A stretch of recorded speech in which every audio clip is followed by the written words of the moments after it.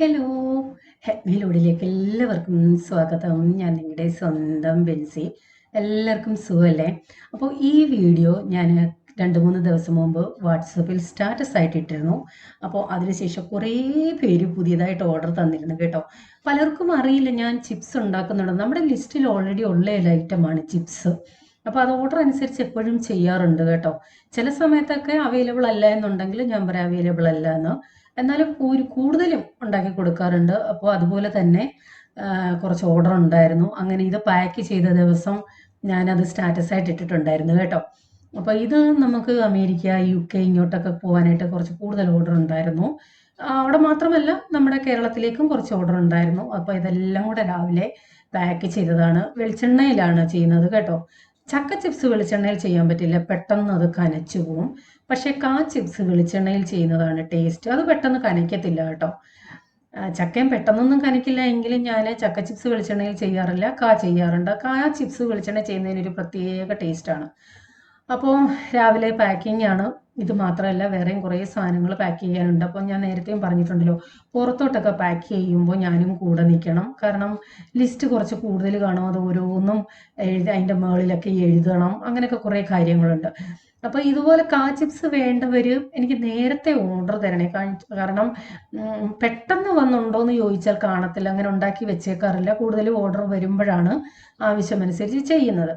അപ്പോൾ വേണ്ടവർ നേരത്തെ ഒന്ന് ഓർഡർ ചെയ്യണം. എൻ്റെ സ്റ്റോക്ക് ഇല്ല എങ്കിലും ഞാൻ ഓർഡർ എടുത്തിട്ട് വീണ്ടും ചെയ്തു തരാം. കാരണം ഈ വീഡിയോ കണ്ടിട്ട് കുറേ പേര് വീണ്ടും ഓർഡർ തന്നിരുന്നു. ഞാൻ ഓർഡർ എടുത്തിട്ട് ഇന്നലെയാണ് അത് കഴിഞ്ഞിട്ട് ബാച്ച് ഉണ്ടാക്കിയത്. അപ്പോൾ ആ ഓർഡർ അനുസരിച്ച് ഉണ്ടാക്കിയതാണ്. അതിൻ്റെ കുറച്ചുകൂടി ഉണ്ട്, എപ്പോഴും കുറച്ച് കൂടുതൽ ചെയ്യാറുണ്ട് കേട്ടോ. അതിന് തിങ്കളാഴ്ച തൊട്ട് അയച്ചു തുടങ്ങണം. അപ്പോൾ ചിപ്സ് വേണ്ടവർ ഞാൻ ഈ കൊടുത്തിരിക്കുന്ന നമ്പറിൽ കോൺടാക്ട് ചെയ്താൽ മതി കേട്ടോ. ചിപ്സ് മാത്രമല്ല, നാടൻ സാധനങ്ങളെല്ലാം ഉണ്ട്. ആദ്യമായിട്ട് വീഡിയോ കാണുന്നവരുണ്ടെങ്കിൽ അവർക്ക് വേണ്ടി പറഞ്ഞതാണ് കേട്ടോ. നിങ്ങൾ വാട്സപ്പിൽ ഒരു ഹായ് തന്നാൽ മതി, ഞാൻ ഐറ്റംസിൻ്റെ ലിസ്റ്റ് എല്ലാം ഇട്ട് തരാമേ. ജോസാനാണെങ്കിൽ അത് ഒരു വിധത്തിലും പോവാത്ത രീതിയിൽ, ഉറുമ്പ് കയറാതെ കാറ്റ് കയറാതെ ആ രീതിയിലാണ് പാക്ക് ചെയ്യുന്നത്.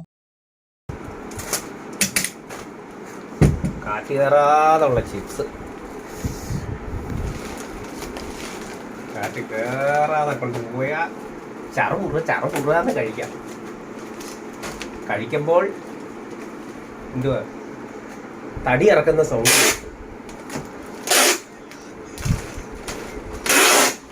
ജോസാൻ ഇവിടെ പാക്ക് ചെയ്യുന്ന അയലോക്കത്തെ വീട്ടിലെല്ലാം അറിയാം. ഇന്നിവിടെ പാക്കിംഗ് ഉണ്ട്. ഈ ടേപ്പിൻ്റെ കുറുക്കുർ സൗണ്ട്.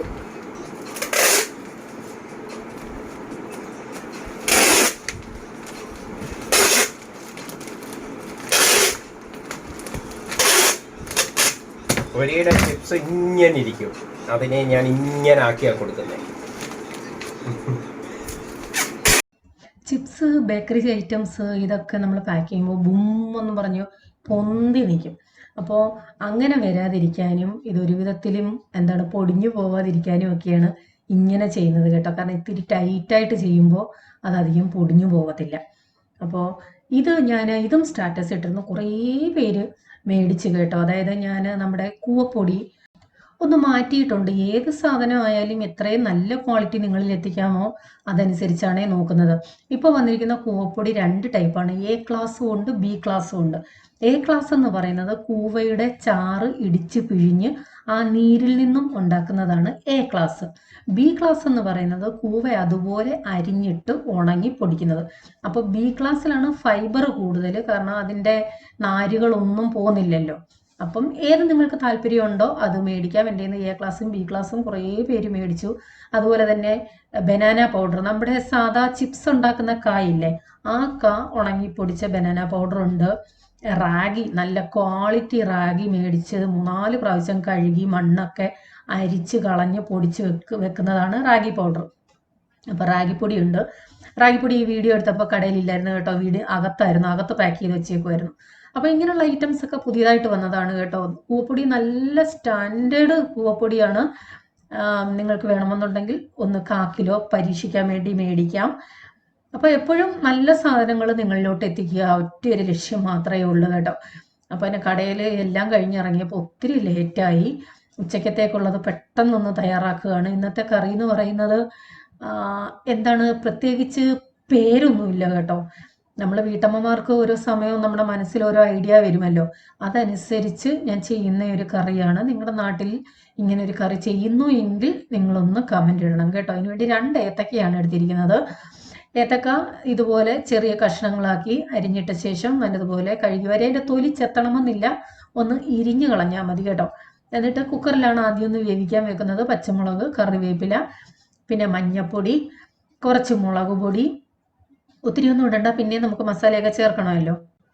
വെള്ളം, ഉപ്പ്, മഞ്ഞൾപ്പൊടി ഇതെല്ലാം കൂടി ഇട്ട് നല്ലതുപോലെ ഒന്ന് ഇളക്കി യോജിപ്പിച്ച ശേഷം കുക്കറിലൊന്ന് വേവിക്കാനായിട്ട് വെക്കാം. എൻ്റെ കുക്കറിൽ ഞാൻ 2 വിസിൽ വരുത്തി. അതിനുശേഷം തീ കുറച്ചിട്ടിട്ട് ഇത്തിരി കൂടി സമയം ഇട്ടിരുന്നു. അതായത് അത്യാവശ്യം നല്ലതുപോലെ ഒന്ന് വേവണം. അതാണ് അതിൻ്റെ കണക്കെന്ന് പറയുന്നത്. ഈ കാലുവേദനയ്ക്ക് ഏറ്റവും വലിയ പ്രശ്നം എന്താണെന്നറിയോ?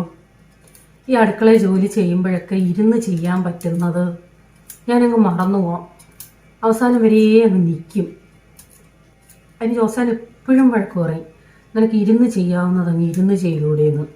കാരണം രാത്രി പിന്നെ ജോസാനാണ് പാടാദുരിതം കേൾക്കുന്നത്. അയ്യോ പൊത്തോ കാലുവയ്യേ ഇതൊക്കെ കേൾക്കുന്നത്.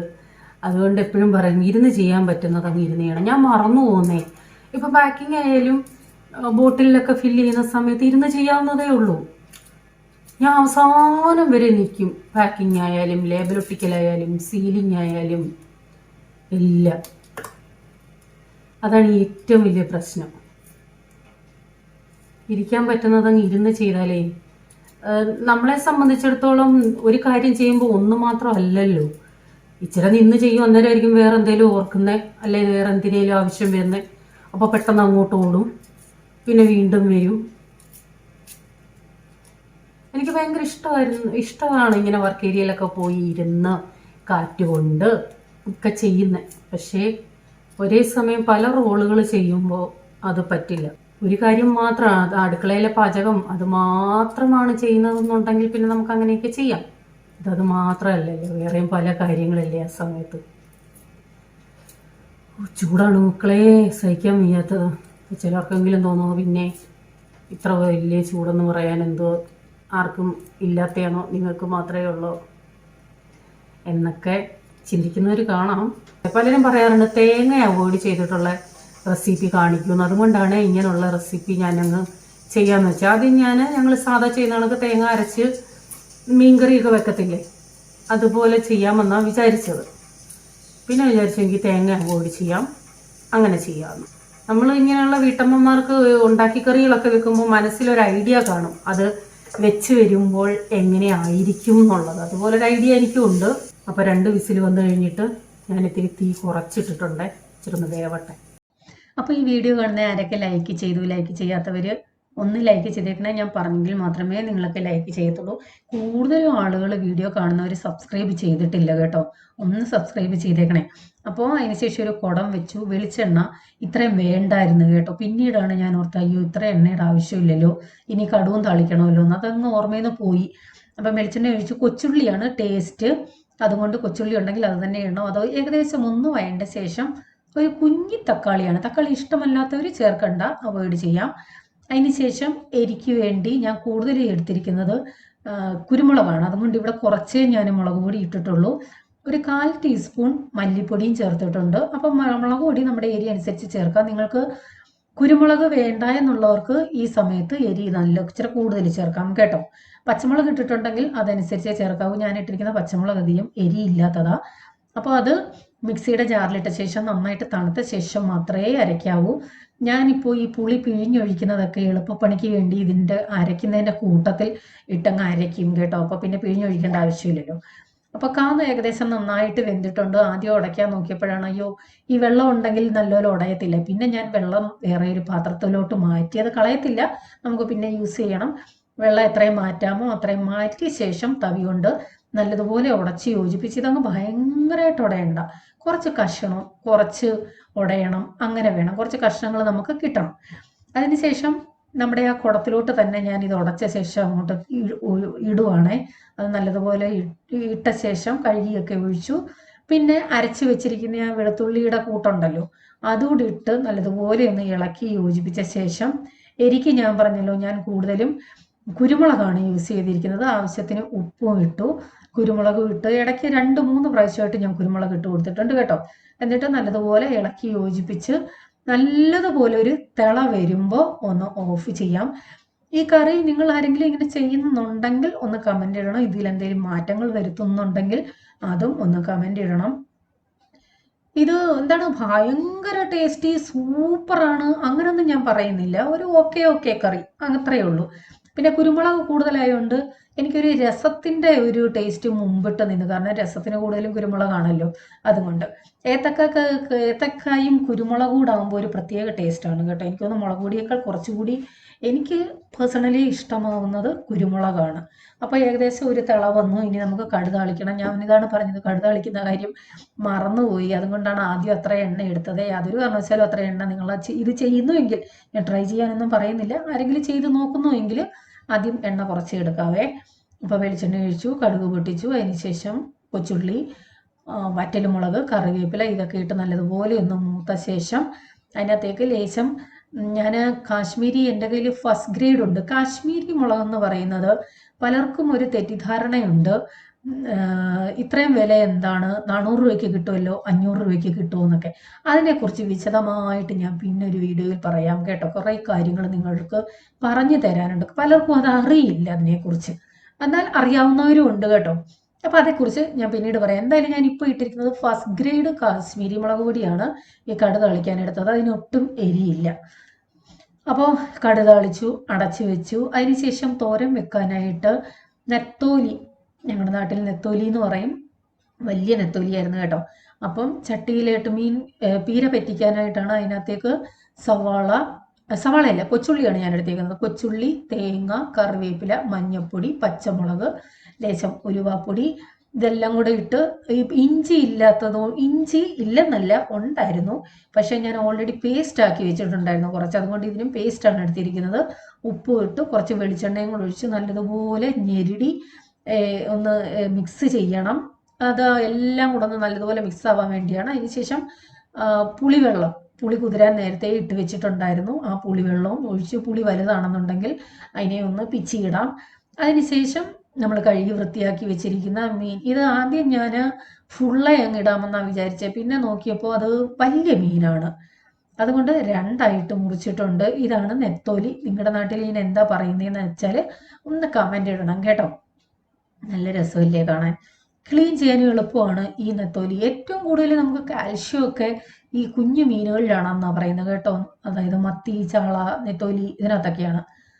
അപ്പോൾ അത് ഞാൻ ഇത്തിരി ഒന്ന് കൈ കഴുകി വെള്ളം ഒഴിച്ചായിരുന്നു, അത് ഇത്തിരി കൂടിപ്പോയി. അതാണ് ഈ വെള്ളം ഇങ്ങനെ ഇച്ചിരി കൂടുതലായിട്ട് തോന്നുന്നത്.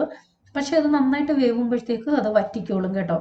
അപ്പം 3/4 ഭാഗത്തോളം വേവായി. അതിനുശേഷം ഞാൻ ഇത്തിരി വെളിച്ചെണ്ണ ഒഴിച്ച് ഒന്നുകൂടി അടച്ചു വെച്ച് നല്ലതുപോലെ വറ്റുമ്പോൾ ഓഫ് ചെയ്താൽ മതി. ഇത്രയേ ഉള്ളൂ മീൻ പീര പറ്റിച്ചത്. എല്ലാവർക്കും അറിയാവുന്നതാണല്ലോ, പ്രത്യേകിച്ച് പറയേണ്ട ആവശ്യമൊന്നുമില്ല. അപ്പോൾ ഉച്ചക്കത്തെ ഊണിന് ഇത് രണ്ടുമായിരുന്നു. നല്ലൊരു കോമ്പിനേഷൻ ആയിരുന്നു കേട്ടോ. പൊതുവേ രസവും നമുക്ക് പീര പറ്റിച്ചതും, അതല്ലെങ്കിൽ രസവും കാത്തോരനും, ഇതൊക്കെ ഒരു പ്രത്യേക കോമ്പിനേഷൻ അല്ലേ. അതേ ടേസ്റ്റ് പോലെ തന്നെ എനിക്ക് ഫീൽ ചെയ്തു. കാരണം കാക്കറിക്കകത്ത് കുരുമുളകല്ലായിരുന്നു കൂടുതൽ, അതുകൊണ്ടായിരിക്കാം അങ്ങനെ ഫീൽ ആയത്. ഇതാണ് എൻ്റെ വെള്ളനാരങ്ങ അച്ചാർ. ഭയങ്കരമായിട്ട് എനിക്ക് ഓർഡറുള്ള ഒരു സംഭവമാണ് വെള്ളനാരങ്ങയും വെളുത്തുള്ളി. പക്ഷെ ഇപ്പം ഞാൻ ഇത്തിരി സ്റ്റോപ്പ് ചെയ്ത് വെച്ചേക്കാണ് വെളുത്തുള്ളിയുടെ റേറ്റ്. കാരണം ഞാൻ വെളുത്തുള്ളി മേടിക്കാൻ തയ്യാറാണ്, പക്ഷേ നല്ല വെളുത്തുള്ളി കിട്ടുന്നില്ല, പച്ച വെളുത്തുള്ളിയാണ്. ഞാൻ 2 ആമസോണിൽ നിന്ന് ഓർഡർ ചെയ്തായിരുന്നു, അത് വന്നതാണെന്ന്. ജോസാനാന്ന് ക്ഷമയില്ല, അത് പൊട്ടിക്കാൻ വേണ്ടി പിച്ചാത്തിയൊക്കെ എടുക്കാൻ പോയതാ.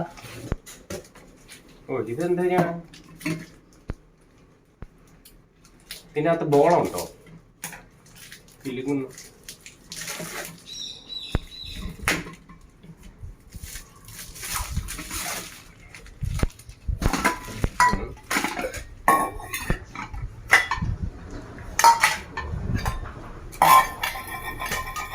കഴിഞ്ഞു.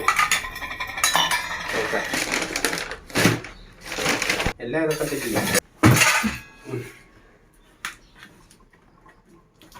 കടഞ്ഞ അപ്പുറം അടച്ചോ. ഇതിൻ്റെ ലിങ്ക് ഞാൻ ഡിസ്ക്രിപ്ഷൻ ബോക്സിലോ അല്ലെങ്കിൽ ഫസ്റ്റ് കമൻറ്റിലോ പിൻ ചെയ്ത് വെച്ചേക്കാം. അല്ലാതെ തന്നെ ഞാൻ ഈയിടെ കുറച്ച് സാധനങ്ങൾ ആമസോണിൽ നിന്ന് വാങ്ങിയിരുന്നു. അതിൻ്റെ എല്ലാത്തിൻ്റെയും കൂടെ ഒരു സ്പെഷ്യൽ വീഡിയോ ചെയ്യണമെന്ന് വിചാരിക്കുന്നു കേട്ടോ. അതിനകത്തും ലിങ്ക് തന്നേക്കാം. ഇത് രണ്ടും നല്ല പ്രോഡക്റ്റാണ്. ആ സ്റ്റീലിൻ്റെതെന്ന് പറഞ്ഞാൽ എനിക്ക് ഭയങ്കര യൂസ്ഫുൾ ആണ്. ഇപ്പം ഞാൻ ഒരുമാതിരിപ്പെട്ട എല്ലാം അതിനകത്താണ് വെക്കുന്നത്. ഡീറ്റെയിൽ ആയിട്ട് ഞാൻ സ്പെഷ്യൽ വീഡിയോ ഇടാം. അപ്പോൾ ഈ വീഡിയോയിൽ കാണുന്ന ആളെ പഴയ വീഡിയോ കണ്ടവർക്കൊക്കെ ഒരു പക്ഷേ അറിയാമായിരിക്കാം. ഞങ്ങൾ ബോംബെയിൽ നിന്ന് നാട്ടിൽ വന്ന സമയത്തൊക്കെയുള്ള എല്ലാ വീഡിയോയിലും, ഒരുമാതിരിപ്പെട്ട എല്ലാ വീഡിയോയിലും ഈ ആളുണ്ടായിരുന്നു. അതായത് ജോസാൻ്റെ അമ്മാച്ചൻ്റെ മോൻ റിജോ. അപ്പോൾ റിജോയും മക്കളും ഇവിടെയായിരുന്നു. ആദ്യം ബിൻസിയാണ് ഓസ്ട്രേലിയക്ക് പോയത്. അതിനുശേഷം റിജോയും മക്കളും പോയി. അതിനുശേഷം വത്സാമ പോയായിരുന്നു. വത്സാമ പോയിട്ട് വന്നതിന് ശേഷം രായിച്ചാൻ പോയി. അപ്പോൾ റിജോ ഇപ്പോൾ വരാൻ കാര്യം, പെട്ടെന്ന് വത്സമാമയുടെ അനിയത്തി സൈലൻ്റ് അറ്റാക്കായിട്ട് ഒരിക്കലും പ്രതീക്ഷിക്കാൻ പറ്റാത്തൊരു മരണമായിരുന്നു. ചിന്തിക്കാൻ പോലും പറ്റത്തില്ല. വെളുപ്പിന് ഉറങ്ങി എണീറ്റ് ബ്രഷ് ചെയ്യാൻ ബാത്റൂമിൽ പോയപ്പം ബാത്റൂമിൽ മരിച്ചു കിടന്നു. നേഴ്സായിരുന്നു. ഡ്യൂട്ടിക്ക് ഇറങ്ങേണ്ട സമയമായിട്ടും ഇറങ്ങാതായപ്പോൾ ആളുകൾ ചെന്ന് കതവൊക്കെ തുറന്ന് നോക്കിയപ്പോഴാണ് മനസ്സിലായത് മരിച്ചു കിടക്കുകയാണെന്ന്. ചിന്തിക്കാൻ പോലും പറ്റാത്തൊരു മരണമായിരുന്നു. അങ്ങനെ റിജോ പെട്ടെന്ന് വന്നതാണ്.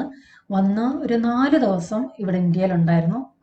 5 പെട്ടെന്ന് കയറിപ്പോയി. അങ്ങനെ ഒരു ദിവസം വൈകിട്ട് ഇങ്ങോട്ട് വന്ന് ഞങ്ങൾ ഇവിടെ കാര്യം പറഞ്ഞിരിക്കുന്നതാണ് കേട്ടോ. അപ്പോൾ എന്താണ്, നമ്മുടെ എല്ലാവരുടെയും ജീവിതം ഇതൊക്കെയാണ്, നമ്മുടെ അവസ്ഥ ഇതൊക്കെയാണ്. കാരണം ജീവനോടുണ്ടെങ്കിൽ ഉണ്ടെന്ന് പറയാം, അടുത്ത നിമിഷം നമുക്ക് എന്താണ് സംഭവിക്കുന്നതെന്ന് നമുക്കറിയില്ല. സോ ദൈവം നമുക്ക് തരുന്ന ജീവിതം ഓരോ നിമിഷവും ദൈവത്തിന് നന്ദി പറഞ്ഞുകൊണ്ട് ജീവിക്കാം കേട്ടോ. അപ്പോൾ ഇതൊക്കെയാണ് ഇന്നത്തെ വിശേഷങ്ങൾ. ഉടനെ അടുത്ത വീഡിയോയുമായി വരാം. Till then bye. God bless you.